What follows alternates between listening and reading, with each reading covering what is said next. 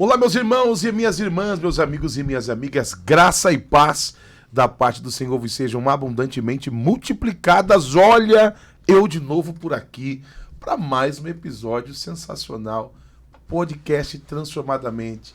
É um podcast que visa efetivamente contribuir para que a sua mente seja transformada. Por isso que é Transformadamente. E hoje nós iremos, claro, conversar, bater um papo muito bom, com excelência, e eu tenho certeza que você será edificado. Ó, sextou, hein? É sexta-feira? Então é dia de você sentar, manda para os seus amigos, para o seu tio, para sua tia, para o seu pai, para sua mãe, manda para a família toda, convida eles para assistir o episódio completo, porque eu tenho certeza que será edificante. Ao meu lado está ele, meu companheiro de bancada fera, Elon Lopes. E aí, meus amigos, a paz de Cristo para todos vocês, mais um episódio do podcast Transformadamente. Eu tava olhando lá nos registros, 25º, eu acho. Olha isso. Ou é 7º, alguma coisa assim. Eu tentei olhar aqui rápido, mas não deu tempo não. 25º ou 7º episódio. Nós já estamos já esse ano. Rapaz, graças a Deus. Muito bom.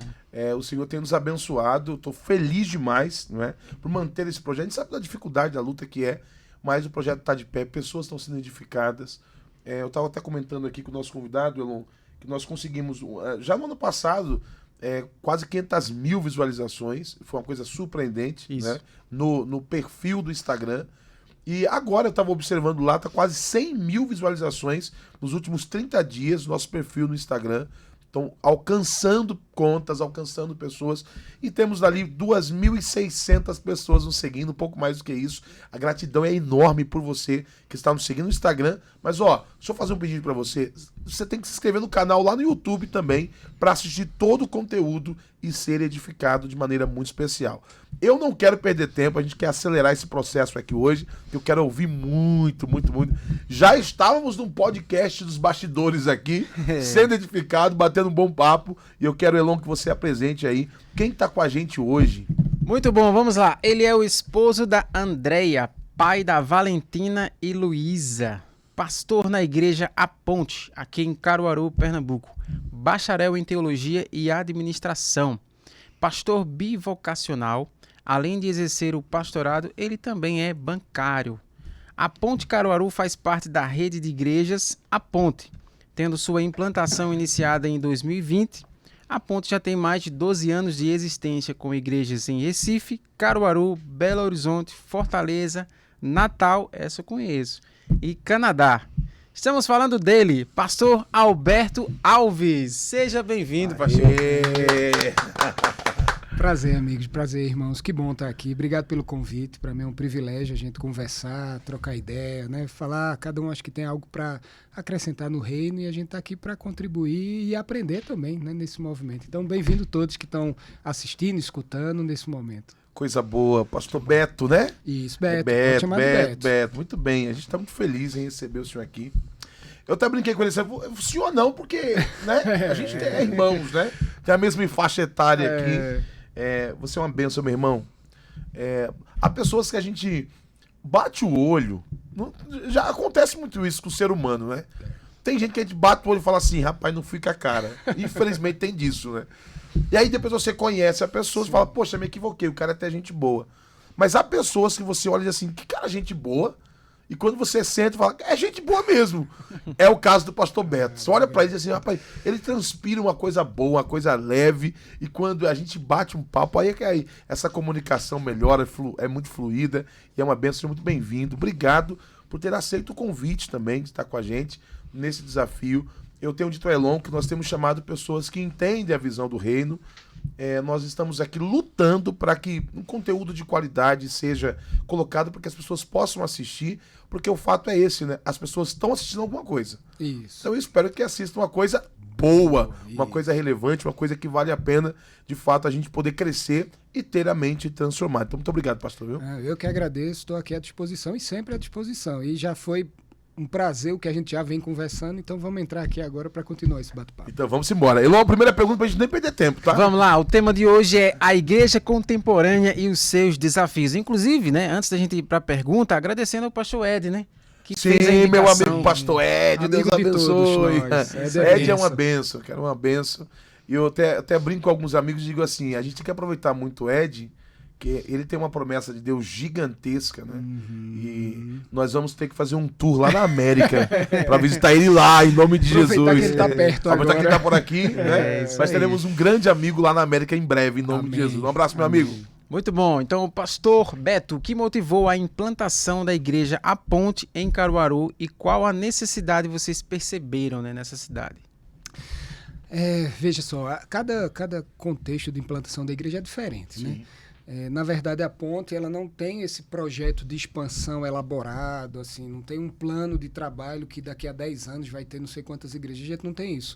A criação das igrejas tem acontecido de forma muito orgânica e através de conexões na mesa que Deus vai fazendo com outras pessoas e assim as igrejas nascem. A gente fundou a Ponte, o pastor Guilherme Franca é o pastor fundador lá da Ponte. Um resumo rápido, a gente era todo mundo da Presbiteriana de Candeias. O pastor Guilherme é filho do pastor Halley, que é pastor na Presbiteriana de Candeias até hoje. E até hoje é meu pastor. Eu digo a ele que Guilherme, o filho dele, é só o auxiliar, que o meu pastor mesmo é ele. E a gente era lá, eu era presbítero da igreja presbiteriana, Guilherme era pastor lá. E num determinado momento, Deus começou a nos levantar para criar algo, nos levantar o grupo. Tinham 7 casais que trabalhavam na igreja. E aí a gente tentou modernizar a presbiteriana lá de Candeias. O pastor Halley, muito sábio, disse, olha, eu acho que não é aqui que isso vai acontecer. Se vão orar, aí a gente passou um ano orando, falando com Deus, Deus revelando, e a gente conversando com ele, e ele abençoou, o conselho da presbiteriana abençoou o início da Ponte. Então a Ponte nasce como um envio, um ponto de pregação inicial da igreja presbiteriana de Candeias, que sai de Candeias e a gente começa lá no Recife Antigo. Então a Ponte nasce assim, desse envio de um pastor experiente, sábio, que entendia que a linguagem da presbiteriana era excelente para aquele bairro, para aquela comunidade. Não tinha necessidade de mudar, e de fato não tinha, mas que a gente poderia ter uma comunidade nova, alicerçada numa palavra séria, coerente, mas com linguagem um pouco diferente. Então a Ponte nasce assim há 12 anos atrás, e para vir para Caruaru, na verdade eu também sou bancário, como foi falado, e eu tinha decidido vir para Caruaru antes, não por conta da igreja, mas por uma questão familiar. Meu pai estava muito doente e eu queria ficar perto da minha família. Eu sou caruaruense, né? Fui para Recife estudar. E aí a gente decidiu voltar. Nesse de decidir voltar, começou a pandemia. Quando começou a pandemia, a gente estava em casa, né? Parar tudo. E algumas pessoas saíam de Caruaru e iam para Recife para visitar a Ponte. E frequentavam a Ponte assim. E aí, na pandemia, o Guilherme, meu amigo Gui, ligou, Beto, como é que tá aí as coisas? A gente era do conselho, eu e minha esposa, do conselho fundador da Ponte lá. Como é que estão as coisas, rapaz? E igreja aí? Não quero, vamos não. Enfim, mas foram 6 meses, eu junto com a minha esposa, a gente orando, pedindo orientação a Deus, e tomou essa decisão. Porque tinha um povo, tinha alguém que identificava a Ponte como sua igreja. Então a gente começa assim. Então começou em 2021, a igreja, em janeiro de 21, foi quando começou a Ponte. Então a decisão foi essa. Existia um povo que já tinha uma conexão com essa comunidade, com o jeito de ser igreja que a gente tinha, e a gente juntou esse povo e começou essa comunidade aqui, nesse tempo. Então, a gente não veio para sanar nenhum problema de Caruaru, porque Caruaru tem inúmeras igrejas abençoadas, mas Deus chamou, como tem chamado outros pastores para outras igrejas aqui na cidade e em todas as cidades, para expandir o evangelho, para falar do amor de Jesus e construir essa comunidade de igrejas que é o corpo de Cristo no final de tudo, né? Então foi isso, não teve nenhum plano, nenhuma estratégia, foi Deus levando, impulsionando, fazendo coisas acontecerem, sabe? Olha, eu não sei vocês em casa, eu tô sentindo Deus aqui nessa conversa, hein? Eu tô sentindo Deus. E é maravilhoso ouvir isso, né? Eu não conhecia a história da Igreja da Ponte. E veja que ela nasce em um período improvável, né? Foi. No meio da pandemia. Toda vez que eu me reporto ao período da pandemia, eu me emociono muito, porque, cara, a gente viveu uma experiência muito louca, velho. Única, né? Muito louca. Difícil. Quando eu tenho imagens da igreja no domingo, a gente só fazendo culto transmitido ao vivo. Meu Deus do céu, cara, foi uma coisa bizarra. E a gente não sabia transmitir, né? A gente também passou por era isso. Uma coisa louca. Inclusive até Elon disse na época, né, Elon? Esse rapaz de igreja que não tinha já o hábito de fazer live, essas coisas, sofreu muito nesse período. Mas graças a Deus que toda igreja tem um nerd. E esse nerd é o que resolve. Lá a gente tinha um que via, é assim, vamos resolver. Louvado seja Deus pela equipe de mídia, os midianitas. Isso mesmo. Coisa boa. e superamos, né, esse momento, graças a Deus. E assim, e é legal, gente, ó, um bate-papo aqui, porque o pastor Beto, sem nenhuma demagogia, veja que, olha a humildade dele, né, de pontuar, olha, a gente não veio sanar problema de igreja nenhuma. Não. A gente tá aqui tratando, olha, Caruaru é uma igreja, é uma cidade grande, sim, tem muitas igrejas sérias, inclusive a gente estava conversando nos bastidores aqui, que o nosso objetivo aqui não é fechar portas, pelo contrário, a gente não quer criar muros, a gente quer criar ponte. Isso aí. É a ponte, né? É fazer uma ponte. Isso. E por isso que para nós é uma alegria estarmos aqui recebendo alguém que tem essa visão de mundo. Nós não estamos aqui para ridicularizar a fé de ninguém, nem a igreja de ninguém. Não, pelo contrário. Nós temos que nos posicionar à luz das escrituras, obviamente, isso, claro, né? E é fundamental que tenhamos esse feeling aqui e conversar com pessoas que pensam. E aí você que não conhece a história da Igreja da Ponte, em Caruaru, já vou logo deixar o endereço aqui, que é bem pertinho da Visconde Inhaúma, né? A Visconde Inhaúma. Fica ali antes do colégio municipal, né? Isso. Bem pertinho ali do colégio municipal. E a gente tá lá funcionando desde 2021, janeiro de 2021. Olha só, até hoje. É um grande templo, é uma igreja de esquina. Rapaz, e foi um milagre, assim, porque a gente procurou espaços, né? Saiu rodando. E assim, é milagre misturado com coragem, com loucura, com fé, tudo misturado, porque senão não vai. Então a gente fez um primeiro culto Recife, a Ponte Recife fez um primeiro culto aqui em Caruaru, no Senac, aqui, pertinho, porque estava ainda no período de pandemia com as separações. E aí eles vieram fazer porque a gente estava recebendo os membros da Ponte Caruaru a primeira vez. Então a igreja de Recife veio, fez um culto aqui, recebeu os membros. E nesse culto, a gente disse, ok, e onde é que a gente vai agora? Vamos alugar de novo, ficou aquela, aluga de novo aqui e a gente vai vendo o que é que vai dar. Só que aí um irmão mostrou, tem algumas opções aqui, aí vamos olhar, olhou lá o espaço, de fato hoje, quem for lá vai ver que tem bastante coisa, mas era um galpão vazio. O valor do aluguel a gente não teve uma pessoa com muito dinheiro que chegou, a igreja é a soma da fé, do compromisso de vários irmãos e irmãs que acreditam na missão do Senhor, de falar do amor de Jesus. Então a gente olhou o preço do aluguel e disse, era assim, o preço do aluguel a gente tinha na conta, porque a gente tirou uma primeira oferta, tinha 70% do valor do primeiro aluguel. A gente olhou e disse, não, então vai dar certo. Então, como assim vai dar certo? Se esse é só o primeiro mês que vem tem de novo. Mas deu, graças a Deus até hoje deu certo, tem dado, Deus tem sido muito fiel assim em sustentar, a comunidade participa ativamente, né, dessa construção. Mas é isso. Então hoje a gente está lá, ali há bastante tempo. É bom porque é um lugar central, de fácil acesso, fácil de se perceber ali. E a gente está lá até hoje com cultos aos domingos, às terças-feiras. E a igreja ao longo da semana que tem inúmeras atividades outras, que não cultos especificamente, mas a igreja todo dia está aberta. Passou lá de manhã ou de tarde, tem gente lá na igreja. Eu acho que tem uma cafeteria lá, parece, né? Ou não? Rapaz, não é. Não sei. Eu lembro que tinha alguma coisa assim, não sei. Porque lá a gente tem uma estrutura... Toda igreja tem uma cantina, né? Isso. E aí lá a gente só deu uma modernizada, aí chama Ponto Café. Olha, tá vendo? Só que o Ponto Café lá é regional, porque domingo passado agora... domingo que teve o jogo, à tarde a gente teve o culto pela manhã. Sim. A pessoa, não, então a gente vai fazer um café, aí teve macaxeira, cuscuz, bode, rabada. Então o Ponto Café nosso não é gourmet, não. É um negócio de comida de verdade lá. Mas é uma forma dos irmãos chegarem mais cedo para evitar, porque muitos chegam pro culto, assistem o culto e vai embora. E igreja não é também, mas não só assistir o culto, é participar da vida um do outro, é estar junto. Então a gente cria esses ambientes para que os irmãos cheguem mais cedo. Todo dia a gente chega mais cedo, toma um café junto, já conversa com outro irmão, já começa a escutar as dificuldades, as alegrias, e assim a gente vai criando uma comunidade de verdade, né, de pessoas que se interlaçam. Então, a gente sempre diz que todas as estruturas que a gente cria, sejam modernas ou tradicionais, elas têm que ter um propósito no final de transformar a igreja nesse corpo que anda junto, né? Não que se encontra só para assistir o culto e ir embora para casa, né? É muito mais do que isso. Para isso a gente tem o YouTube, que se quiser assistir culto é só abrir lá. Ó, só um detalhe que nem tá aqui na lista, viu? A pergunta não tá na lista. Mas porque ele tocou num assunto aqui, que eu quero ouvir a opinião do pastor também, porque eu já me posicionei nas redes sociais também. Ele disse assim, porque teve o jogo do Brasil, e aí a gente fez um culto pela manhã, não é?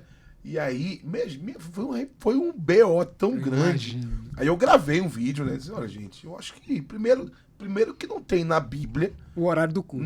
nenhum dizer assim, tem que ser domingo e tal horário, né? Não. E aí, olha, eu acho que é importante, o brasileiro tem esse perfil, né? Sim. De gostar do futebol. Mas a sua opinião, pastor, como é que foi lá a reação? Foi tranquilo Veja, demais? Sua opinião global em relação a isso também. Veja, como o senhor falou, você falou, a Bíblia não... Tem coisas que a Bíblia traz claramente e tem coisas que não traz, né? Horário de culto é uma coisa que não traz. Lá a gente tem 2 cultos, um pela manhã e um à noite. Então a nossa opção foi fazer o culto pela manhã como a gente sempre fez. O pessoal que assistiu o culto à noite foi no culto da manhã. Então todo mundo foi cultuar no domingo. Eu acho equivocado assim, cancelar culto, não vai ter culto de jeito nenhum. Aí não, porque aí é demais, né? Você pode adaptar, tem igrejas que anteciparam o horário e tem igrejas que acharam por bem, não, vou fazer o culto e tá tudo bem. Então assim, veja, cada comunidade vive a fé de acordo com os seus líderes, seus pastores e a própria comunidade, que é um corpo. Então, se a igreja diz, não, a gente aqui prefere que tenha um culto, a gente não vai assistir o jogo, bênção. A gente vai ter o culto de manhã, a gente vai fazer o culto 2 horas antes. Então, nas nossas igrejas, aqui em Caruaru e nas Pontes, isso não foi um problema, porque a gente considera isso, assim, o que a Bíblia manda fazer, que de fato é claro, notório, a gente tem que obedecer, não tem conversa, não tem discussão. Agora, essas coisas que a Bíblia não deixa claro, a gente usa o bom senso, né? E usa uma comunidade que conversa, que entende, para chegar num propósito. Então a gente não teve o culto, foi uma bênção. A gente orou, não deu certo a oração, né? No final deu errado. Os irmãos diziam, Beto, era melhor ter culto. Que a gente ficou com raiva no final. Mas veja, o futebol... A Copa do... Minha esposa, ela não assiste futebol nunca. Mas na Copa do Mundo ela vive comentarista de futebol. Tá lá assistindo e comentando e eu olho pra ela assim e digo, quem é essa mulher do meu lado aqui? Então é uma coisa cultural. E a gente não faz parte de um mundo... Quando Jesus voltar, a gente vai estar na nova Israel, no novo céu, nova terra, é outra coisa. Mas enquanto não, a gente faz parte desse mundo, nessa cultura. E eu acho que às vezes a gente se afastar demais da cultura é deixar de tocar com a santidade que Deus nos deu e começar a influenciar positivamente a cultura, né? Então, há um benefício em fazer parte, dizer, então a igreja não vai ter culto, alguém que não é crente, diz, não, então eu vou no culto de manhã. Porque de noite eu não vou no culto, porque eu vou assistir o jogo de futebol. Isso. Mas ele foi de manhã, escutou a palavra do Senhor, teve comunhão. Como eu disse, a gente comeu macaxeira lá junto. A igreja estava lotada, todo mundo feliz da vida, porque não sabia o que ia acontecer mais tarde. Não, brincadeira, porque Deus falou, a palavra do Senhor foi aberta. E toda vez que a palavra do Senhor é aberta, Deus fala e a gente é preenchido, né? Então, para nós, para mim, enquanto pastor, para a nossa comunidade, para o que a gente entende, não há problema, não. Tranquilo demais. A gente tem problema muito maior pra gente ficar preocupado do que o horário do culto. Cara, eu penso demais, assim, exatamente isso, né? E tivemos um resultado maravilhoso nos encontros que os irmãos fizeram. Sim. E se juntou famílias, juntou amigos, juntou gente. Teve lá na igreja, eu até falei isso no vídeo, teve um grupo da igreja, criaram um grupo no WhatsApp, o grupo do jogo, e criaram esse grupo e começou a juntar gente mesmo, inclusive pessoas que estavam afastadas. Sim. Foram por lá assistir e não é que se voltaram. Pois é. Mas se voltaram e se reconciliaram, gente que não estava indo para a igreja passou aí. Então, assim, então foi maravilhoso também para nós, a gente entende dessa forma também, né? Que tudo que for, eu também concordo que cancelar culto, não, peraí. Né? Por exemplo, vai ter a final agora da Copa do Mundo, a final da Copa, que é domingo. Pastor, aí o pessoal vai alterar o sermão. Não, porque não é o Brasil. Pois é, aí não. Aí não, aí você já tá querendo mais, né? Não, aí, pode ficar assistindo o jogo, entendeu? Se quiser. Sabe, eu não vou condenar ninguém e tal, entendeu? Também, assim, eu acho que a igreja precisa mais disso, cara, dessa leveza, né? Acho que às vezes a igreja, não todas, mas alguns grupos, né? Acho que acham que a Bíblia não é suficiente e acham que as palavras de Jesus também não são suficientes. Falam, não. Vamos acrescentar mais uma coisinha aqui que tá pouco, né? Assim, nós temos já uma base. Ontem eu falei isso, né? Até produzi um texto sobre isso, porque o apóstolo Paulo diz assim, Deus, lá em capítulo 12, acho maravilhosa a Bíblia, a mensagem. A Bíblia, a mensagem é maravilhosa. Paráfrase. Eu gosto daquela paráfrase, é maravilhosa. Para mim é incrível, uma das melhores. Inclusive, eu até falo para as pessoas, olha, vocês sabiam que tem um monte de reformado lá Foram eles responsáveis pelo Antigo Testamento, a revisão, e o Novo Testamento. Foi nada, foi presbiterianos, inclusive. Presbiterianos. Pode pegar na Bíblia lá, vocês vão encontrar isso lá. Eu disse, mas nessa belíssima linguagem contemporânea, ele usa uma expressão incrível, ele diz assim, olha, Deus quer que vocês usem a inteligência. Sim. Cara, eu acho isso maravilhoso. E é isso, é o desejo do Senhor. Nós precisamos usar a inteligência para, de fato, entendermos este mundo. Há uma passagem bíblica lá em Atos que também diz assim que Davi conhecia muito bem o seu tempo. Eu acho que é importante conhecermos o nosso tempo, conhecermos o ambiente que estamos vivendo, conhecermos Caruaru. Você falou aqui agora no Café Regional. Veja que delícia, cara. Chega de água na boca, né? Ele falou cuscuz, macaxeira, bode guisado, bode assado. Ai, meu Deus do céu, buchada, né? É nosso. Em Recife isso não tem sentido. Pois é, não tem sentido. Então eu acho que é legal. Tem um livro muito bom livro do Eugene Peterson. Ele que escreveu a mensagem também. É chamado Vocação Espiritual. Sim. É um livro maravilhoso. E ele fala disso, olha, muita gente, a gente quer que um único formato sirva para todos os lugares. Ele diz, não. Cara, vocês têm que entender que cada lugar tem a sua peculiaridade, tem o seu detalhe. Então nós que estamos aqui em Caruaru, Pernambuco, você que está assistindo, que não é daqui, venha nos visitar, você vai viver um momento incrível. Eu particularmente amo Caruaru, Sou de São Paulo, mas eu amo demais Caruaru, né? E é muito bom tá conversando sobre essas coisas aqui. Vamos embora, próxima pergunta. Vamos lá, vamos polemizar um negócio aqui. A igreja está formando discípulos ou apenas consumidores de cultos? Eita. Quando a gente fala se a igreja está formando, a igreja é muito a igreja, né? A gente não é uma base homogênea de igrejas, né? O que eu acho que a gente tem é um desafio porque a sociedade está formando consumidores. Isso é um fato, né? A gente vê isso no tipo de conteúdo que se produz hoje. Então, eu estou me mudando para outro lugar e estou tendo que comprar coisas, né, para casa e tal. E é impressionante, você vai num site de compra de produto e o que tem lá é vídeo, aqueles vídeos curtos. E é um vídeo atrás do outro. Isso. Então, assim, nós estamos vivendo uma sociedade de consumo, né? Da dopamina, né? Que você tem que estar vendo um vídeo depois do outro, entra naquele feed infinito que não sai dele. Então, a sociedade tem cada vez mais buscado isso. Eu acho que o papel da igreja é nos relembrar que a gente não pode ser isso. Existe um grande risco de, se a gente não tiver cuidado enquanto igreja, a gente entrar nisso. Porque é isso que lota igreja, é isso que faz a gente ter mais curtida no Instagram, criar coisas que a gente sabe que isso vai dar certo, isso vai dar errado.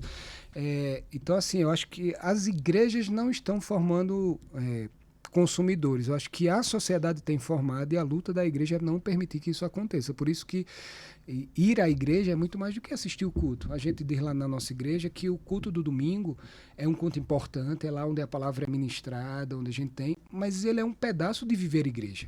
Ser igreja é ter comunhão com meu irmão, é servir junto, é ser um ponto de luz e de sal no mundo, de alguma forma. Então, lógico, uma igreja que não embasa sua fé ou suas doutrinas na palavra do Senhor e que busca caminhos alternativos para dar o que o povo quer ouvir, vai estar formando consumidores, se a gente não se manter fiel à palavra, né? Porque é muito mais fácil fazer isso, é muito mais... dá muito resultado visual, por mais que não mude o coração de ninguém, mas atrai muitas pessoas. Então a gente tem que ter cuidado. A sociedade está com esse viés, tudo está com esse viés, em qualquer lugar que você olha, e a gente, enquanto igreja do Senhor, juntos, a gente precisa estar atento. O que é que a gente pode ensinar, produzir, fazer para mostrar às pessoas, os membros da nossa comunidade e aqueles que a gente toca, que ser igreja é muito mais do que vir, sentar, comer como se fosse um self-service. Aqui tá bom, eu como. Não tá bom, vamos embora. Não é isso. Igreja é participar da dor do outro. O Senhor disse que a gente vai ser reconhecido como discípulo quando a gente amar uns aos outros, né? Então, para eu amar meu irmão que não é igual a mim e que é pecador como eu também sou, eu preciso do fruto do Espírito. Para ter o fruto do Espírito, eu preciso ir atrás das disciplinas espirituais, orar, buscar o Senhor, servir.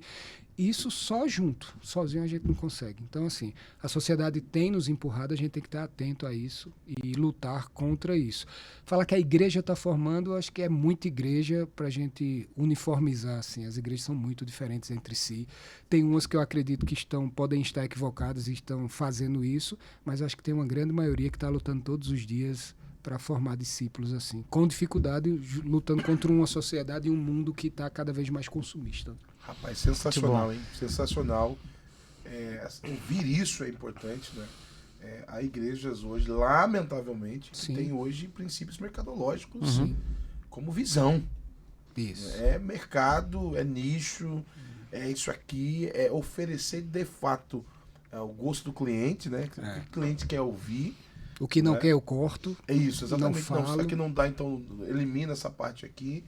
E igreja, irmãos, é importante que façamos essa avaliação. A igreja de Cristo é a coisa mais bela dessa terra. A coisa mais linda. Poxa, como é impressionante a igreja de Jesus. E aí, a igreja de Jesus está inserida em um contexto. Isso. E aqui está o perigo. Porque a gente fica nessa ideia, nessa loucura de hoje em dia, né?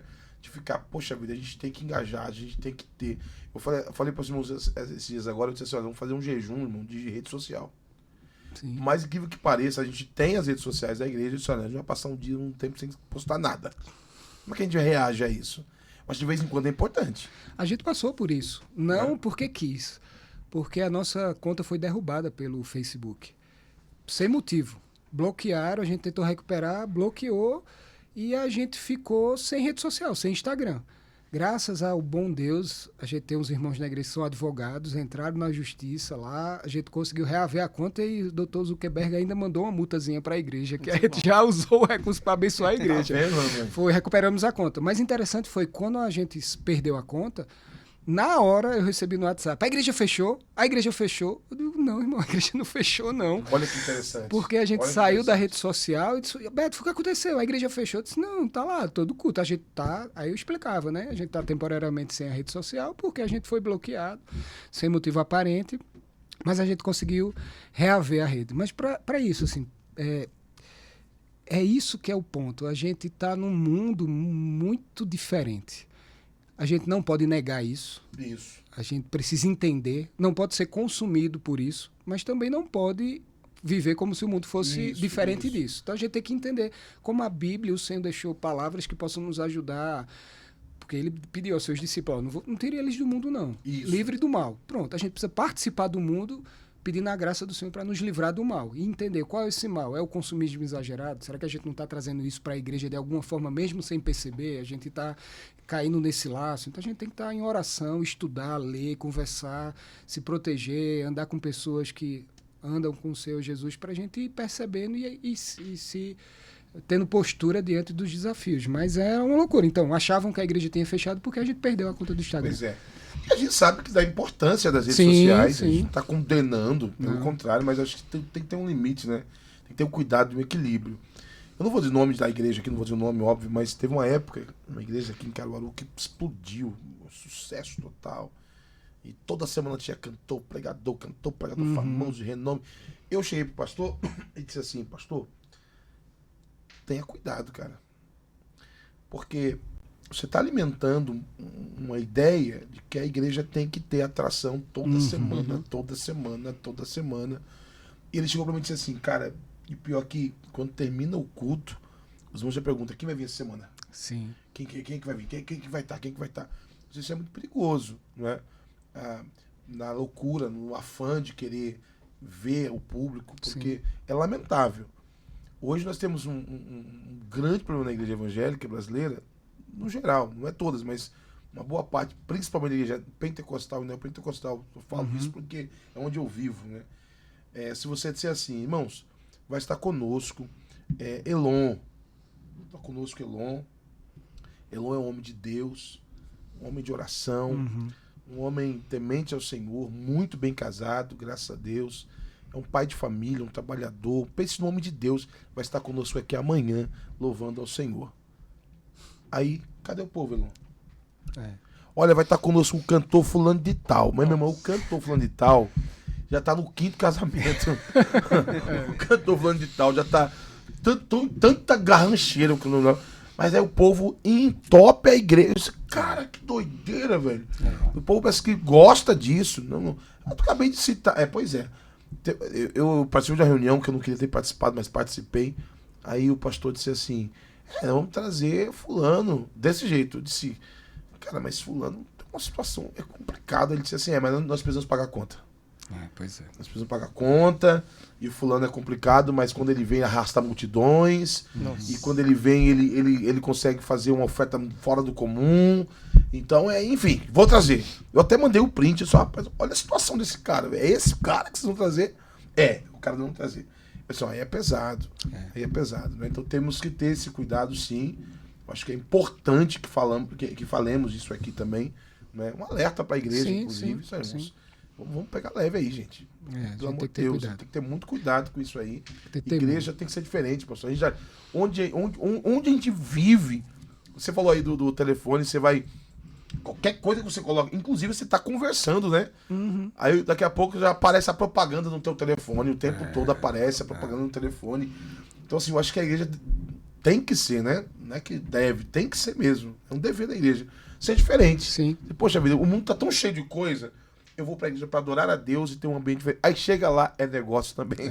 Aí é pressão, pressão, né? Não dá, a gente tem que...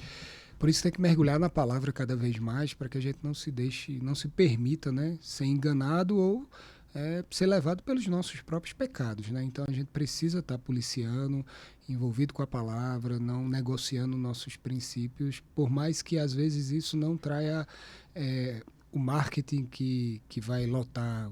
É melhor manter a nossa fé no Senhor digna, né, fiel, e porque a obra é dele, a missão é dele. A gente só está aqui para servir ao dono da missão. Verdade. Então, se o dono da missão quer que seja assim, a gente faz do jeito que o dono da missão quer que seja, né? Top de linha! Muito bom. Bom demais. Próxima pergunta. Quais são os maiores desafios que você enfrenta sendo um pastor bivocacional? Rapaz, tempo.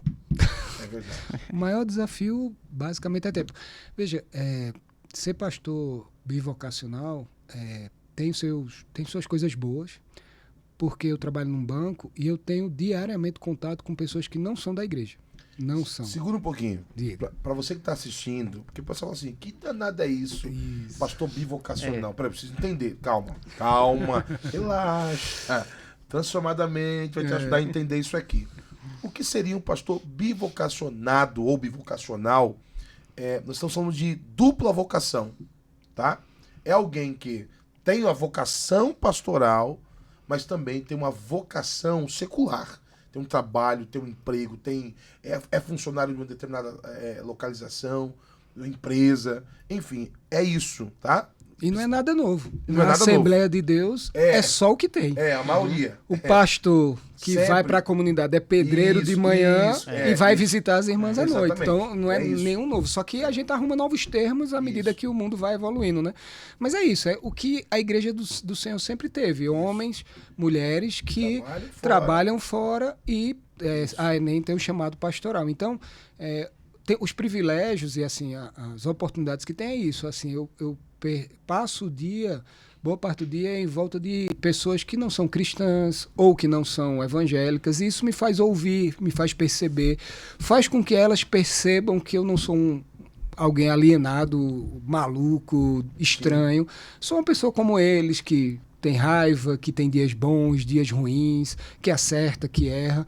Me faz escutar as coisas porque quando você fica muito na igreja, acaba que você fica cercado dos assuntos que a igreja tem. Então eu tenho esse privilégio. Além disso, tenho o privilégio de entender o que é voluntariado, porque no começo da igreja, hoje até recebo uma ajuda de custo e tal, mas no começo da igreja eu nunca recebi nada. E eu era um voluntário como todo mundo era ali. Isso traz um benefício porque os irmãos, geralmente quando tem um pastor, os irmãos, não, o pastor Isaac está lá, ele resolve. Porque ele está lá trabalhando e ganhando para isso. Verdade. Quando chegava lá na ponta e dizia, Beto não está lá não, Beto está trabalhando, peraí que eu vou ter que resolver. Isso fez com que criasse uma cultura de a gente tem que se ajudar, porque não é possível ele fazer isso tudo sozinho, né? Então, essas são as oportunidades de enxergar também a dor para você pesar a mão dos compromissos que você pede das pessoas, porque você também passa por elas, né? Então, assim, lógico que isso, na minha visão particular, isso é viável até um certo tipo. Tanto que hoje a Ponte Caruaru não só tem eu de pastor, tem mais um pastor, que é o pastor Alessio, que ele é em tempo integral na igreja. A gente conseguiu, graças a Deus, há 2 anos, ter a chegada dele.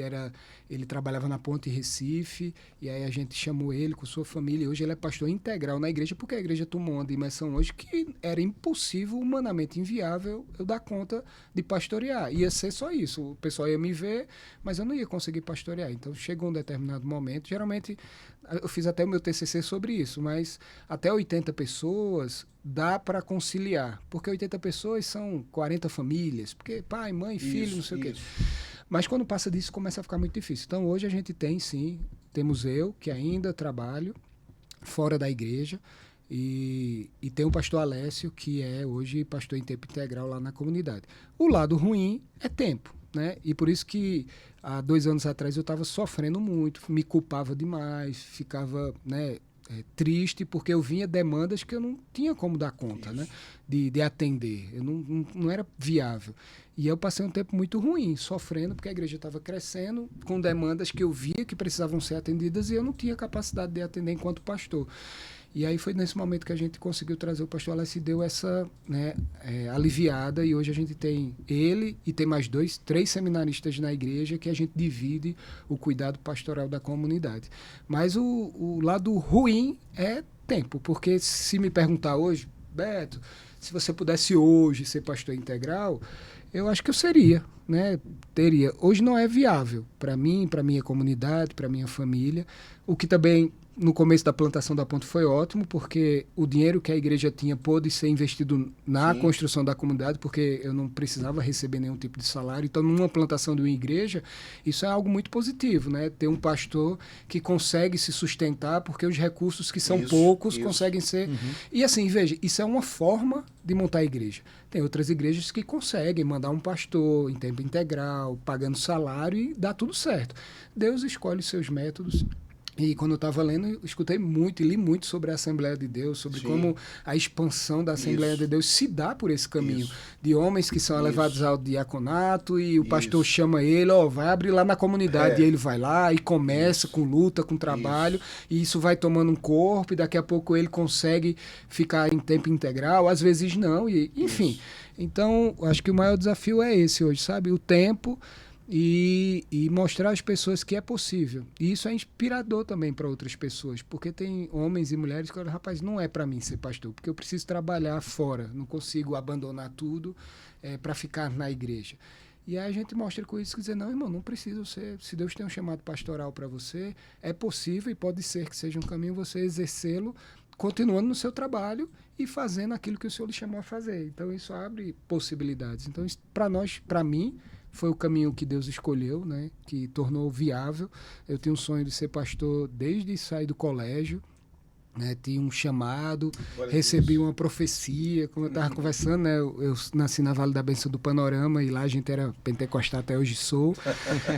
Recebi palavras de Deus sobre isso, e com 40 anos eu olhava e dizia assim, eu acho que para mim não dá mais, né? 40 anos depois eu era muito ativo, sempre fui na igreja, mas olhava e dizia, não vai chegar mais para mim, e depois de com 40 anos, Deus disse, não, agora chegou a hora. Essa história toda que você viveu era eu lhe preparando para as demandas que iam aparecer. Então é isso. Então é uma bênção, é viável para muitos cenários e vai ser possível a plantação de igreja. Tem os seus desafios. Você tem que ser organizado. Eu não era organizado. Eu era assim, sabe? Sim. Vamos resolvendo. Mas eu não posso mais ser assim. Então hoje eu tenho agenda na minha geladeira, eu uso a agenda no celular, porque como eu tenho que dar conta, eu preciso me organizar. Então eu tenho que me cuidar. Então eu deixei de ser um cara desorganizado para ser alguém que tem agenda, que olha calendário, que para eu não decepcionar as pessoas, para não criar expectativas que eu não posso. Tive que aprender a dizer não, que é difícil para um pastor dizer não. Então eu tive que aprender para ficar com a minha família. Então tem horas que eu não vou para a igreja, por quê? Porque eu fico em casa com as minhas filhas e minha esposa. Eu preciso cuidar da minha casa. Mas para mim dizer não sempre foi muito difícil, porque a vontade era dizer sim para tudo. Eu amo trabalhar na igreja, amo a igreja. Mas tenho aprendido, ainda estou apanhando aqui, errando acolá, mas minha esposa tem me ajudado muito nisso, a serva do Senhor, e os irmãos da igreja, como a gente conversou, o conselho da igreja, me ajudam muito nisso para não me deixar me perder. Mas é uma bênção, foi o meio que Deus me chamou, e eu acho que Deus tem esse chamado para outros também. Olha, é interessante porque se tem uma classe, isso que é uma verdade, que é atacada nesse país é tudo com a letra P. Né? Político, pastor e policial. É verdade. É verdade. São atacados, assim, pastor, eu sou de família pastoral, meu pai é pastor há 40 anos, então eu já cresci ouvindo, todo pastor é ladrão. Uhum. Todo pastor é ladrão, e assim, e como você bem pontuou, meu pai é pastor da Assembleia de Deus, e lá em São Paulo, meu pai trabalhava, saía 4 horas da manhã de casa para trabalhar, e chegava muito tarde, assim, ele já saía do trabalho para poder dirigir e não recebia nada da igreja. Nada da igreja. E hoje é a grande maioria da nossa Assembleia de Deus, como você pontuou. Ontem, olha que interessante essa nossa fala aqui. Eu estava indo para a igreja ontem e no caminho, cara, chega me deu uma dor no coração. Ele nem viu que eu o vi. Um diácono da igreja vindo do trabalho, na bicicletinha dele. Era quase 8 horas já, ele chegando, voltando para casa ainda. E eu passei e disse assim, vê só, o cara tá trabalhando. Sim. Mas ele é um cara que não falta culto. É um cara que chega em casa atrasado ali, toma banho rápido e nem janta e vai estar lá na igreja. E são centenas de homens e mulheres que trabalham, que são assalariados. Eu sempre tive muito cuidado com isso. Poxa, gente, eu acho muita covardia. Porque assim, por um lado nós temos, os extremos é um problema. Isso. De um lado nós temos o pastor que é bivocacionado e que bom que ele trabalha, tem o emprego dele, tem gente que só quer ver o pastor trabalhando fora mesmo. Tem gente, tem que trabalhar, eu trabalho, ele tem que trabalhar também. Ok, tudo bem. Mas por outro lado, tem igrejas também que têm condições de pagar e não pagam, e não remuneram. Isso é muito ruim também. É complicado. Se a sua igreja tem condições de remunerar o pastor, remunere. Isso. Cuide, porque ele vai dar, de fato, muito mais conta de poder visitar mais, cuidar mais das pessoas com mais detalhes, né? E eu já não ligo mais para as críticas, né? Não, pastor Isaac, há 20 anos aí na igreja, trabalhei em algumas empresas antes disso, gerenciei algumas empresas. Hoje eu gosto sempre de pontuar isso, né? A minha esposa tem um comércio dela que é confecções. Eu falo com muito orgulho que eu sou o entregador das mercadorias dela, né? Ela tem a loja virtual dela. Eu tenho uma sociedade com um amigo meu, escritório de advocacia. Eu sou formado em direito também. Eu gosto sempre de pontuar essas pessoas. É importante que as pessoas saibam disso. Sim. Assim, eu não faço nem questão, mas é importante que as pessoas saibam que, veja, o pastor é formado, tá trabalhando, é bancário. Então, veja, não é uma pessoa ignorante, uma pessoa que trabalha fora e também atende a igreja. Isso. É o meu caso. Eu tenho essa parceria com o Dr. Marcelo Veras, eles também conhecem o Marcelo. Sim. Nós temos uma sociedade no escritório de advocacia. Eu corro muito atrás para resolver essas demandas de clientes. Eu até brinquei com um amigo meu e disse assim, rapaz, eu atuo em 3 áreas. A área comercial, lidando com gente. Na área do escritório, lidando com gente. Só bronca. E na área pastoral, lidando com gente. E só tem BO, irmão.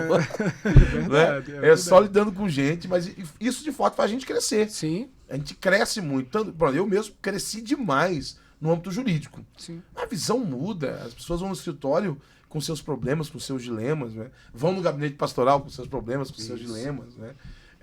E é isso. E, evidentemente, claro, o tempo é escasso. Eu sou pai de 3, né? 3 filhos. E é engraçado que eu sou pai de uma garota que vai fazer 17. O meu Isaac filho tem 12. E tem o Samuel com 2. Eu disse assim, cara, eu tô numa luta porque eu tenho que ser o pai da adolescente. Me posicionar como um adolescente. Aí depois, tá bom, Fernanda. Agora eu sou o pai do pré-adolescente.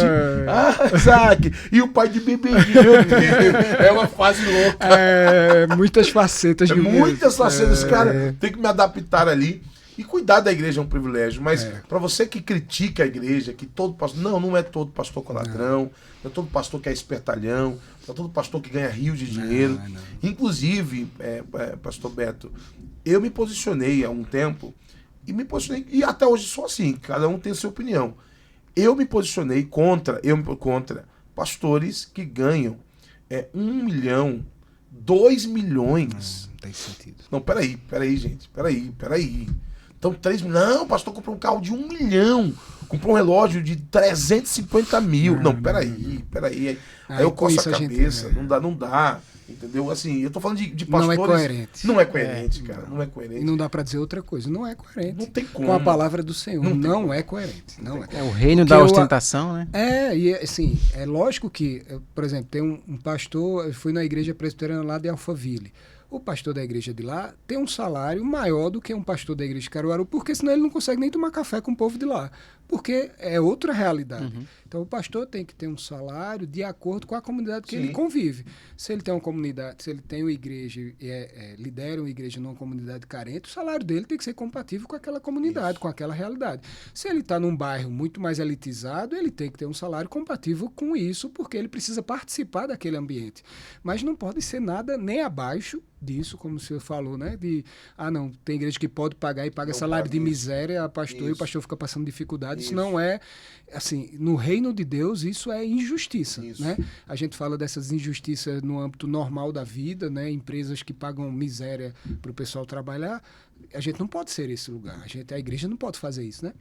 E também não tem sentido um pastor ganhar valores que são estratosféricos e não são por conta da demanda, porque ele tem uma família grande. Não, é simplesmente pelo luxo, pela vaidade. Aí, assim, tem coisas que a gente tem que dizer que é errado e pronto. Se o irmão vai continuar, se Deus vai falar com ele, aí é outra história. Mas eu não posso não dizer que não é coerente com o que a gente lê na palavra do Senhor Jesus em relação à postura de um pastor e o que Deus nos chama a ser, né? Então, a gente tem que ter cuidado. Aí, é o que eu sempre digo. Eu estou cuidando da minha comunidade. Lá não pode ser assim. Eu não tenho essa voz de mandar no pastor que ganha esse dinheiro. Minha oração é que Deus fale, que Deus revele, que as coisas... E a gente não pode ensinar isso, né? No lugar onde a gente está. Pois é, nós somos pastores, né? Eu tenho a minha visão. Poxa, eu concordo plenamente que o pastor e a igreja precisa cuidar, né? É isso. Não tem problema. Agora, o que eu até postei um dia desse, um vídeo antigo meu, um vídeo antigo falando sobre isso. Eu disse, olha, irmão, eu não consigo enxergar com bons olhos uma comunidade de pessoas simples, porque são muita gente simples. Muita gente simples na Assembleia de Deus. Estou falando especificamente da Assembleia de Deus, que é a minha igreja, tá? Eu posso falar com da minha eu posso, né? Estou falando da minha igreja. A Assembleia de Deus, majoritariamente, é composta por pessoas simples, por trabalhadores assalariados. Essa que é a verdade, ninguém pode mudar isso. Mas tem empresário na Assembleia de Deus? Tem, sim, claro que tem. Deus tem abençoado irmãos, glória a Deus por isso. Eu não sou contra ninguém ser rico, não, pelo amor de Deus, tá? Que Deus te faça prosperar, porque se o ímpio pode ser rico, por que o crente não pode ser? Pode sim. Ferramenta de Deus, né? Não tem problema. E que Deus levante mais empresários, mais homens de Deus, mulheres de Deus, empreendedores, amém. O que nós estamos pontuando aqui é que existe um exagero, uma dose exagerada de ostentação e de fomento a isso. Começa na igreja uma mensagem de dizer que você vai conseguir, você vai avançar, e você vai, e o pessoal fica nessa loucura de ricar, eu tenho que ricar, inclusive achando que a vida é uma desgraça porque não tem um relógio de 300 mil, porque não conseguiu comprar um carro avaliado em 1 milhão, porque não tem uma casa num condomínio opressor e tal. Não, peraí. Evangelho não é só isso, não é isso, né? Riqueza terrena. O evangelho é muito mais do que isso, né? Muito mais do que isso. Então, assim, é fundamental que, repito, você que critica a igreja, não faça uma crítica generalizada, porque há muitos pastores sérios. Ultimamente, eu vou falar aqui, eu vou te devolver aí a vez, eu vejo em alguns congressos pentecostais de novo, gente batendo demais os pastores, querendo lacrar. E assim, inclusive fazem denúncias valiosas, boas, só que acabam esquecendo de falar da outra parte. Aí mete o pau que todo pastor não presta, pastor é opressor, pastor é aquilo. Tá, mas veja, vocês não vão falar dos pastores sérios, não? Porque você que está nos assistindo aqui, deixa eu lhe falar, existe pastor sério. Existem homens de Deus, piedosos, que de fato poderiam estar em outro patamar na vida e abriram mão, renunciaram tudo para poder cuidar de uma comunidade, para poder cuidar de pessoas. Então, assim, eu acho que toda generalização ela é burra, né? Sempre é. Então, há igrejas e igrejas, há pastores e pastores, há líderes e líderes, né? Então, acho que as pessoas exageram na dose, né?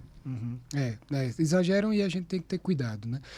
Mas é isso, existe uma realidade, só que o ruim é que essa é que mais aparece, né? Esse é o problema. Esses casos chamam muita atenção. O o pastor, como seu pai, que acorda 4 horas da manhã e vai fazer o culto à noite, não aparece, não tem visibilidade, e aí parece que não existe. Mas existe, glória a Deus, porque eles existem e são neles que a gente se inspira, né? Exatamente, é isso aí. Próxima pergunta. Muito bom, vamos lá. Qual foi o momento mais desafiador da sua caminhada como pastor? O momento mais desafiador são vários, né? Toda semana tem um, mas eu acho que no começo, acalmar a ansiedade do meu coração em relação ao lugar que Deus estava me chamando e do jeito que estava me chamando, né? A gente idealiza muito como as coisas devem ser. Verdade. E quando as coisas não acontecem do jeito que a gente idealiza, a gente sofre. E às vezes sofre por pura vaidade, né? Então acho que o momento mais desafiador, particularmente para mim, foi no começo da plantação da igreja, tentando entender como é que seria isso? Porque assim, eu virei pastor, sempre fui da igreja. Teve uma fase da minha vida que eu até trabalhei na igreja, numa igreja que eu fazia parte.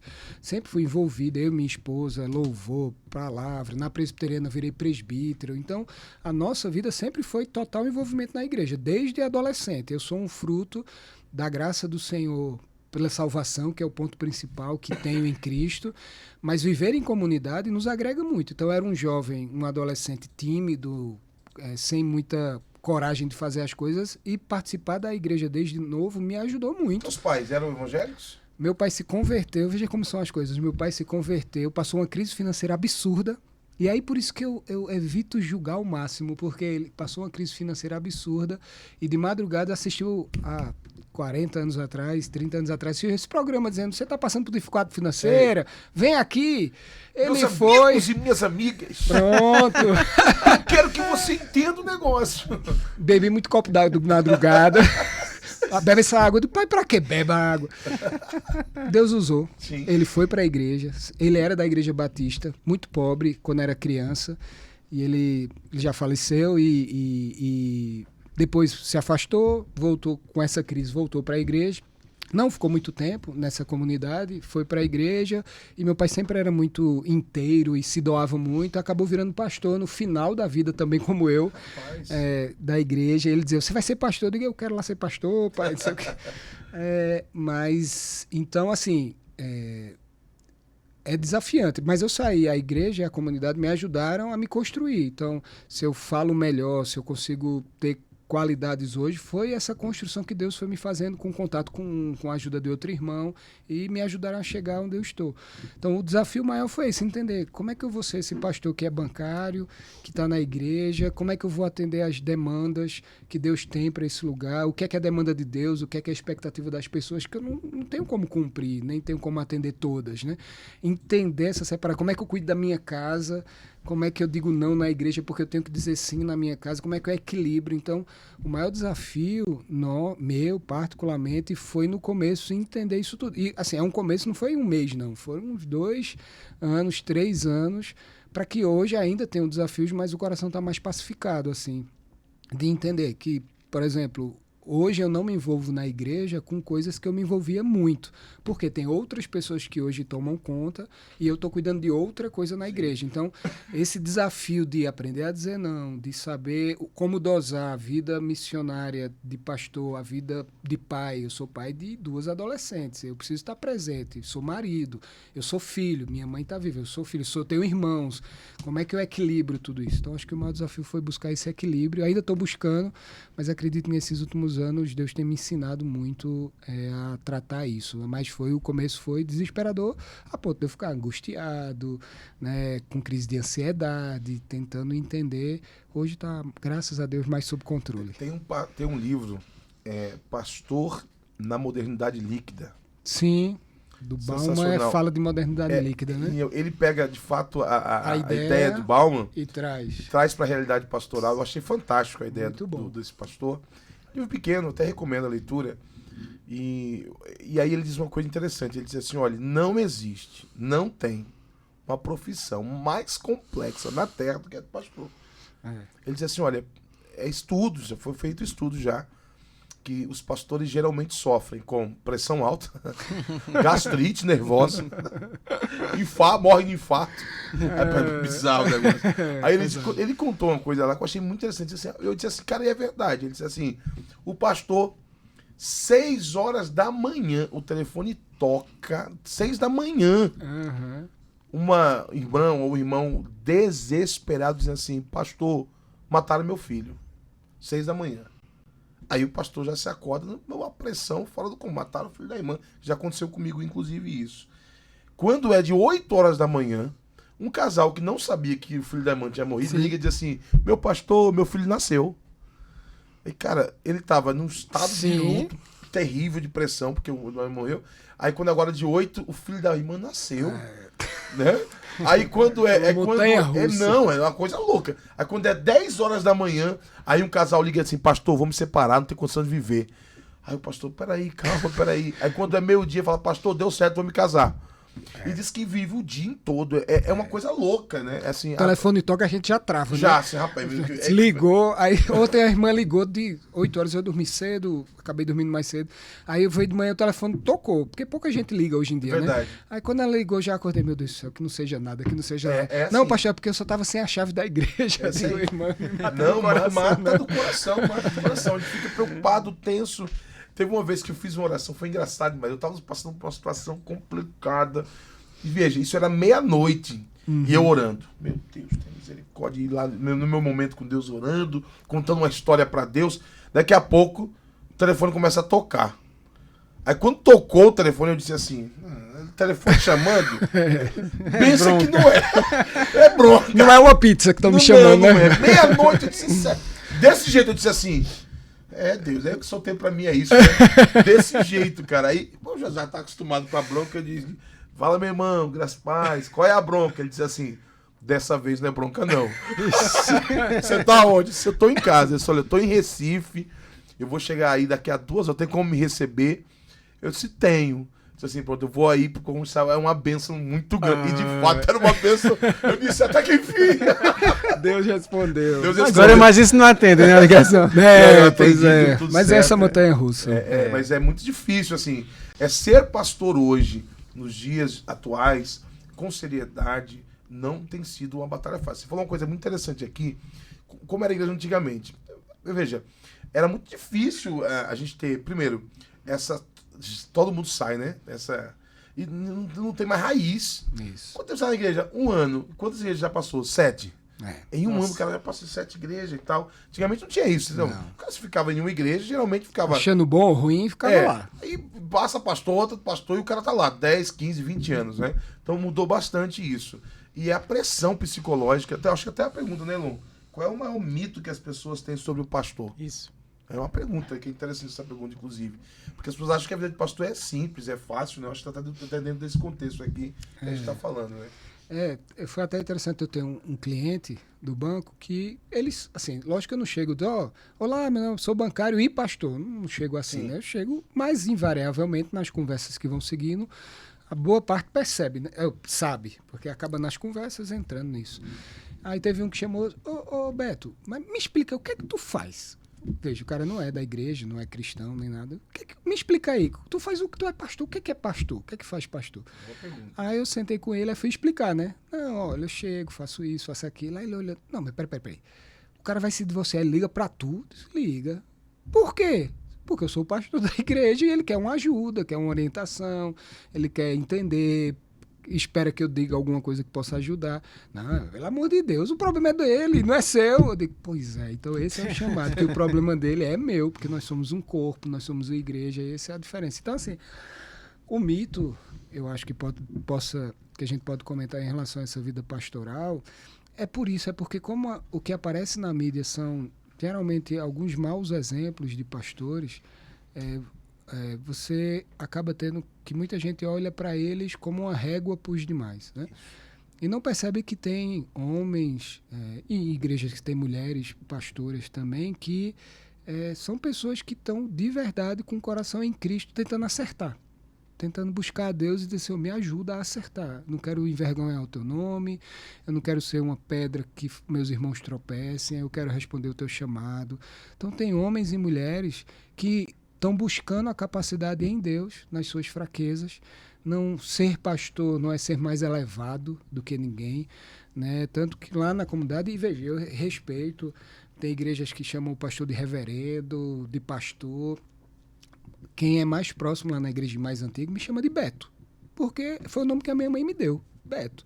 Né? Então, e não tem problema nenhum, porque cada um de nós tem uma função nessa missão que Deus nos deu. A minha, hoje, Deus me chamou para a função do pastorário, que tem sua responsabilidade, eu tenho meu compromisso, eu sei que a mim vai ser muito cobrado pelo que Deus tem me dado, mas eu sou um irmão. O outro irmão está cuidando lá, tem irmãos lá que, por exemplo, lideram grupos de casais. O trabalho deles é espetacular, tão importante quanto o meu, mas não são pastores, né, efetivamente. Então, o mito é achar que o pastor é um ser superior, que já venceu todos os desafios da vida, que não peca, que não briga com a esposa. Eu digo lá na igreja, irmão, a gente briga. Estou há 21 anos casado com a mesma mulher e a gente briga. Tem coisa que eu vim melhorar quando eu voltei para Caruaru, há 5 anos atrás, no relacionamento.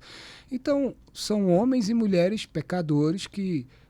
Aqueles que são cristãos de verdade estão lutando contra suas mazelas, seus pecados, aprendem muito ainda, tem muito que aprender e não são seres sobrenaturais, que Deus deu uma unção, que o cara é inabalável, que não sofre, que não tem dia ruim, que não perde a fé em alguns momentos, que não briga com Deus. O pastor é um ser humano normal, que passa pelas lutas. Eu tenho problema com as minhas filhas, de que elas me desobedecem. Eu sou pai, mas ela me desobedece, eu tenho que botar de castigo, eu tenho que chamar a atenção. Então, acho que o mito é isso, é colocar o pastor num lugar que Deus não colocou. Deus não nos chamou para uma missão, mas não nos fez seres especiais ou patamar maior, né? Ter os pastores e ter o resto. Todo mundo junto, no corpo de Cristo, porque o único que está no patamar acima é Cristo, que é o cabeça. Nós somos partes do seu corpo, mão, perna, e como diz a sua palavra, cada um com a sua importância. Então, acho que um grande mito é esse, é achar que o pastor é um ser humano dotado de algo mais especial do que os outros, e por isso ele tem uma fé inabalável, ele tem resposta para tudo. Chega lá no meu gabinete, às vezes, para conversar, e eu já digo logo, irmão, veja, meu sonho enquanto pastor era ter resposta que eu dissesse assim, tu me fala alguma coisa, eu dou uma resposta, oxe, resolveu, pastor, obrigado. Mas não vai ser isso não, viu? Pode ser que várias vezes o que o senhor vai oferecer é um ombro. Meu irmão, não sei resolver esse problema, não sei o que Deus está fazendo, o que eu tenho é abraço, tá junto, vamos andar junto, não fique sozinho, venha cá, vou chamar uns irmãos para a gente andar junto, conversar, porque eu não tenho resposta para tudo. E o sofrimento que eu tinha no começo dessa luta era eu queria ter resposta para tudo, mas aprendi a duras penas que eu não tenho, porque eu sou um ser humano normal, filho de Deus, creio que amado por Jesus, que está lutando todos os dias contra a sua natureza para fazer o que Deus pede para que a gente faça, né? E seja, principalmente. Antes de fazer, ser.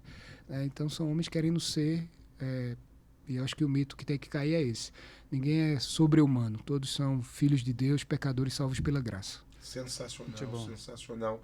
Eu tenho uma experiência engraçada com um pastor que, em certa ocasião, ele foi abordado por um irmão da igreja e o irmão disse assim, ele era pastor, ele disse assim, ô irmão, aí ele disse, irmão não, eu sou pastor, você me respeite, viu? Já acontece muito isso.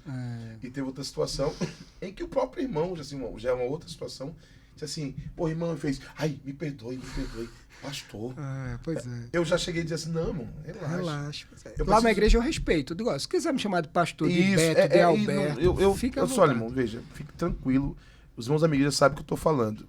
Chegou a época da minha igreja, de MEC, que eu entrava na igreja e o pessoal ficava tudo de pé.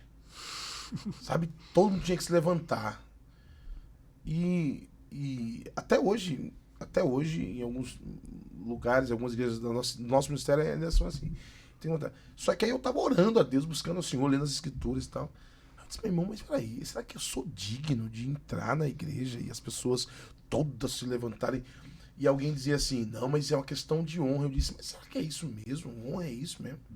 Será que não é mais honroso eu entrar na igreja e saber que é uma igreja que ora por mim? Não é mais honroso? Isso. Eu acho que... abraça. Que me abraça, que entende os meus dilemas, os meus problemas, as minhas vicissitudes. E aí eu coloquei pra nossa igreja, fiz uma reunião, disse, olha, gente, diante de Deus, sério, não precisa. Não precisa. Porque eu não sou digno disso. Eu não sou merecedor disso. Não sou. Né? Então, você falou uma coisa interessante e eu gosto muito de falar sobre isso. Só, irmãos, Cristo é o cabeça e o resto todo é corpo. Uhum. Ah, mas eu quero ser cabeça também. Tu já viu um corpo com 2 cabeças? Veja, corpo com 2 cabeças é considerado uma anomalia.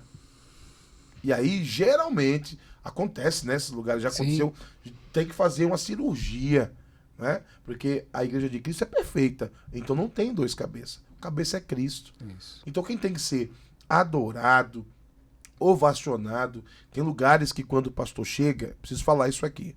Elon, faz um corte disso, Elon. Tem lugares, quando o pastor chega, tem que parar a adoração a Deus. Tem que parar a adoração. Se estiver cantando o hino, tem que parar o hino. Se tiver alguém pregando, tem que parar tudo. Porque o pastor chegou. Ora. Como é que funciona isso? Imagina eu tô cantando a música Glórias ao teu nome, a ele a glória, a ele é o Senhor. Eu tô glorificando a Deus em uma canção, tem que parar, porque o pastor chegou. Isso não é bíblico, Não. isso não é honra, isso na verdade é idolatria. E que fique aqui registrado isso aqui, viu? E, pastor, você vai falar... Tô falando o que a Bíblia diz, meu irmão. Nós pastores, precisamos parar com esse negócio de achar que honra é o tempo todo se ficar bajulando a gente. Não, irmão, a gente tem que ser... Nós somos do povo. O pastor é isso aqui, tem que estar no meio do povo, cheiro de ovelha. Não tem que haver separação. A gente sabe da função que nós temos. Isso. E não há nada mais digno, irmãos. Um pastor bíblico, ele sabe a função dele, reconhece a posição dele, e a igreja de Cristo também irá respeitá-lo e reconhecer dessa forma, sem exigência, porque... E tem mais isso, né? Você fica exigindo. Você tem que me chamar de pastor, reverendo Beto. Não é? Poxa vida, irmãos. Não. Né? Meu nome é... Qual é o seu nome? Pastor Isaac. Não, meu nome é Isaac. Meu nome é Isaac Ferreira. Não é? A gente respeita, né? E repito, eu tenho o pastor Halley. Eu não consigo chamar ele de Halley, porque eu fui criado assim. E tá tudo bem. Não, é isso, senhor. Há questões, pelo amor de Deus, irmão. Não tô dizendo que é você chegar lá no seu pastor. Não, pelo amor de Deus. Entenda. Se um irmão lhe chamar pelo seu nome, não é desrespeitoso. Não.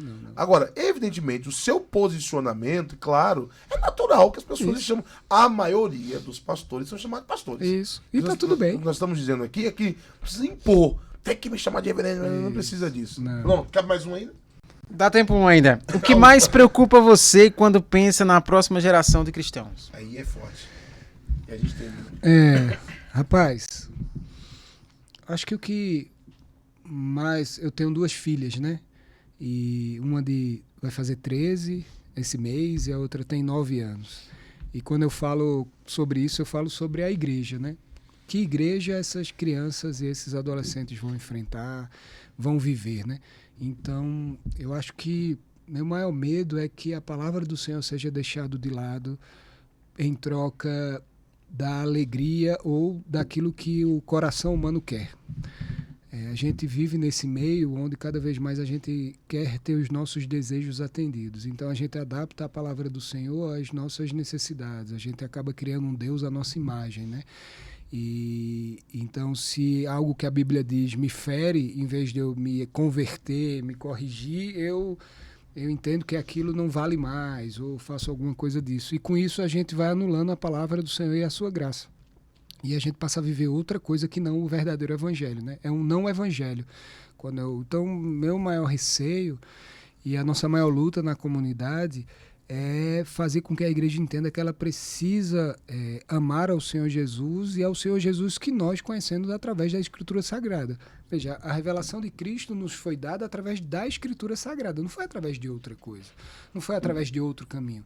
Então a Escritura foi o meio pelo qual Deus falou, como tem um livro, Deus falou a Liga dos Homens. E ele escolheu as palavras, escolheu os textos, os homens, as mulheres, em alguma medida, escreveram esses textos bíblicos e eles precisam ser lidos, interpretados com o seu contexto, fazer a exegese correta, fazer tudo de acordo para também a gente não estar lendo coisa que não tem sentido ou interpretando coisa que não tem sentido. Mas a gente precisa que as pessoas consumam a palavra, assim. Então, por exemplo, lá na nossa comunidade, a nossa luta é essa. Então, lá tem escola... A igreja é contemporânea, lá tem parede preta, não sei o quê, mas lá tem escola dominical. A gente tem uma biblioteca onde a gente tenta que os membros tenham acesso a pegar livros para ler. A gente incentiva que eles leiam. Eu digo, irmãos, veja, não... eu luto para falar daquilo que eu creio da palavra e que está alinhado com a palavra. Mas assim, tudo que eu falar aqui, leia lá na Bíblia, compare, veja se é isso mesmo. Porque eu posso errar, eu sou um ser humano pecador, eu posso errar. E você não pode confiar cegamente em mim, você só pode confiar cegamente no Senhor Jesus. Então, eu falei, pega a Bíblia, veja lá, se tiver dúvida, Beto, esse negócio aqui, tu falou isso, mas aqui está dizendo isso, pode ser que eu esteja errado. Eita, irmão, é verdade, eu estou errado, vamos corrigir. Ou não, vou dizer, não, mas essa interpretação é assim, ou tem uma divergência em relação a isso, e a gente consegue criar uma comunidade que pense. Uma comunidade que pense. Então, meu maior medo é uma próxima geração que não pense e que deixe o ato de pensar na mão de oportunistas, de pessoas que só querem benefícios para si. Então, eu acho que o trabalho nas nossas comunidades principal deve ser ensinar a palavra. Ensinar a palavra. O temor pelo Senhor é o princípio da sabedoria, né? Tratar pecado como pecado, abrir mão dos nossos desejos por amor a Cristo. Então, acho que se eu falar de um medo, é isso, assim, que a gente vá nesse mundo do consumo e aí viram cristãos de vídeo curto, né? Então, a pessoa sabe de Jesus através de vídeos que ficam vendo na internet e não se aproximam da palavra. Então, acho que meu maior receio é isso, mas Cristo é o dono da igreja. Então, acho que ao mesmo tempo que a gente tem um medo, mas a gente não pode temer. Porque se ele é o dono da igreja, quem sou eu para dizer o que vai acontecer se ele sabe o fim desde o começo, né? Então, Deus é o dono da obra, a igreja é dele, ele zela, ele cuida, e ao final chegará a igreja que ele escolheu para si, né? Santa, pura e imaculada, e a gente vai reinar com ele, ser reinados por ele pela eternidade, né? Então, ao mesmo tempo que a gente tem medo, mas é um medo esperançoso, já dizia Ariano Suassuna, né? Que é um otimista esperançoso, né? Então, a gente fica com temor, mas a gente tem que lembrar que a igreja não é minha, que a igreja é do Senhor Jesus e ele sabe o que está fazendo, né? Sensacional demais, hein? Maravilhoso, gente. Ó, estamos chegando ao final de mais esse episódio. Meu Deus, como foi bom, hein? Passou rápido demais, meu Deus do céu. Deixa eu citar aqui os nossos patrocinadores do podcast Transformadamente, Criativo e Digital, agência de marketing estratégico. Eu sempre falo isso, gente. Olha, o sucesso do podcast, primeiramente Deus, e essa agência Criativo e Digital que tem dado uma força gigantesca para nós nos cortes no Instagram, lá no YouTube também. E você que tem a sua empresa, o seu comércio, entre em contato com a empresa. Ó, a sua empresa vai voar, vai crescer, se Deus quiser, e com a ajuda da Criativo Digital. Otimize etiquetas, tags, metais e termocolantes. Você que é confeccionista, procura a Otimize Etiquetas, que vai lhe oferecer as melhores etiquetas, os melhores tags, os melhores termocolantes para você. Casa do Bebê, artigos para recém-nascidos. Conheço todas essa galera, viu, gente? Ó, na Casa do Bebê tem artigos para recém-nascidos. Cada presente, um mais lindo que o outro, cada roupinha mais linda do que a outra. Você que está esperando o bebê, você que quer presentear alguém, então passa lá na Casa do Bebê, que é só artigos maravilhosos para bebê também. Esquilasaf Kids, moda infanto-juvenil, essa também é outra empresa que nós recomendamos bastante. Doutora Carla Martins, terapia nutricional injetável, inclusive eu fui bem tratado lá, hein? Eu fui lá, rapaz, o negócio lá é top demais. Tomei um monte de vitamina. Foi maravilhoso, hein, gente? Eu tava meio remoso, mas Deus chega, ó, tô de pé, graças a Deus. Doutora Carla, Deus abençoe. Evo Longevitar, nutrição, longevidade e saúde mental. Doutora Amanda, muito obrigado também pelo cuidado. Tá? E Auto Peças Gonçalves, peças de serviço para o seu automóvel. Procura lá o Ailson, lá na Mecânica Gonçalves. E essa aqui é de Santa Cruz, Capibaribe, e tem ajudado a gente aqui no podcast Transformadamente.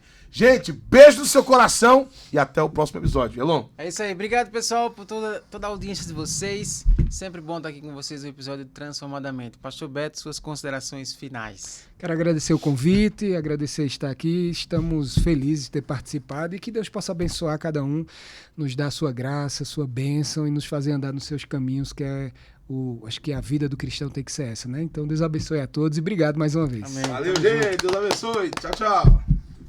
Pronto. Muito bom.